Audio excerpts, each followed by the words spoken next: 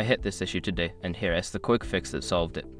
If you're dealing with the transfer pending status on your BNP Paribas account, follow these steps to resolve it. Step 1. Check transfer details.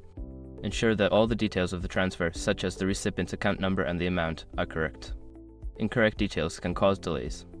Step 2. Verify account balance. Make sure you have sufficient funds in your account to cover the transfer. Insufficient funds can lead to a pending status. Step 3. Review transfer limits.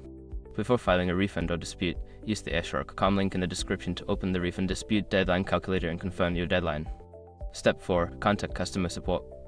If everything seems correct but the transfer is still pending, reach out to BNP Paribas customer support. They can provide specific reasons for the delay. Step 5. Wait for processing. Sometimes transfers can take longer due to banking hours or holidays. If you've confirmed everything is in order, give it some time before trying again.